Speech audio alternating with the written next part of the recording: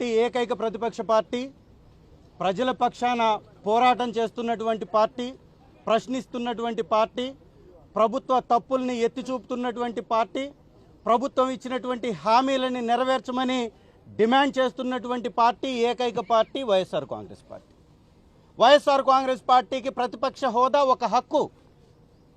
అంబేద్కర్ గారు రాసినటువంటి రాజ్యాంగంలో అధికార పక్షంతో పాటు ప్రతిపక్షం ఉంటేనే ప్రజాస్వామ్యానికి విలువ ఉంటుంది అనేటటువంటి ఇంగితం లేకుండా, జ్ఞానం లేకుండా తెలుగుదేశం పార్టీ, టీడీపీ అంటే తెలుగు దొంగల పార్టీ, తప్పులు దాడులు పాపాల పార్టీగా, చిట్ట చివరికి దేవుణ్ణి కూడా మోసం చేసేటటువంటి మోసగాళ్ల పార్టీగా మార్చేసి ఈ రాష్ట్రంలో ఉన్నటువంటి ఖజానాన్ని దోచేసి మాట్లాడినటువంటి వారి మీద దాడులు చేసి వారి యొక్క పబ్బం గడుపుకుంటున్నారు.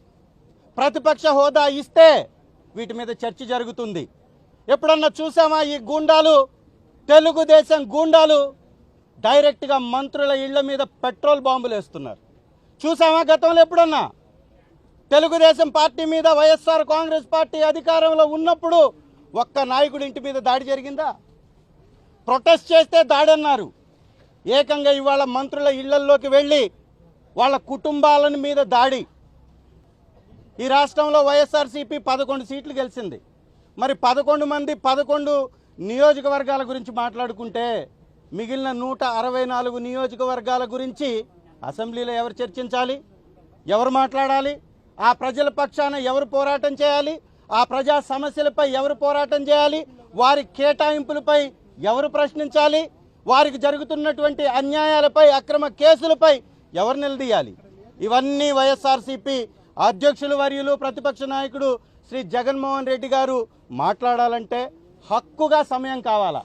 మీరిచ్చే 1 నిమిషం 2 నిమిషాల కోసం ఆ అసెంబ్లీలోకి వెళ్ళి ఈ ప్రజల పక్షాన పోరాటం చేసే అవకాశం లేదు అని పదే పదే చెప్పిన ఈ మొద్దు ప్రభుత్వం, ఈ అరాచక ప్రభుత్వం, ఈ నియంత పోకడల్ని ఎంచుకున్నటువంటి ప్రభుత్వం పిఏసీ చైర్మన్నే కొట్టేసింది. చరిత్రలో లేదు.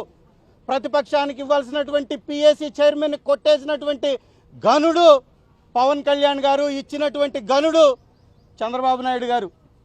ఈ రాష్ట్రంలో పరిపాలన పడగేసింది. పాపాల కుప్పగా ఈ రాష్ట్రం మారిపోతుంది. ఆంధ్ర అంటే అప్పులు అనే విధంగా 3,20,000 కోట్ల రూపాయల అప్పులు. ఏం పగలు తీశారు? ఏం అభివృద్ధి చేశారు? ఏమి కంపెనీలు తెచ్చారు? దేని మీద ఖర్చు చేశారు? చెప్పలేరు. జీతాలు పడకేశాయి. రిటైర్మెంట్లు 2029లో డబ్బులు ఇస్తామంటారు.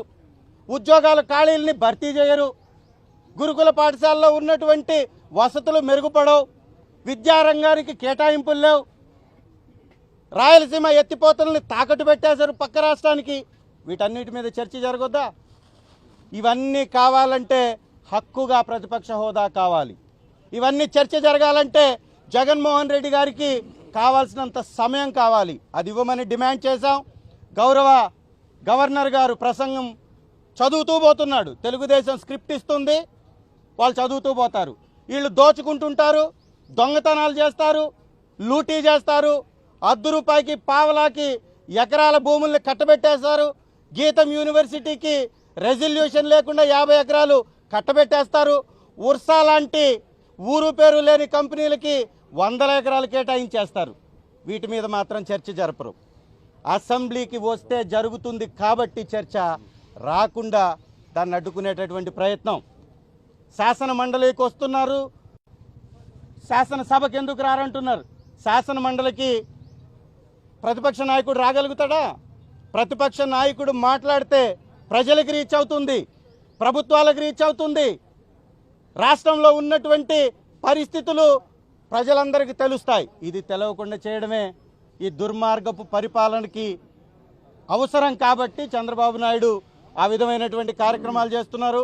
మీ ద్వారా మరొకసారి డిమాండ్ చేస్తున్నాం, ప్రతిపక్ష హోదా వైఎస్ఆర్సీపీ హక్కు. ఎక్కడా రాసలేదు ఇవ్వకూడదు అని, ఖచ్చితంగా ఇవ్వచ్చు. ఏకైక పార్టీ వైఎస్ఆర్ కాంగ్రెస్ పార్టీ, ప్రతిపక్ష పార్టీ. గత 20 నెలల నుంచి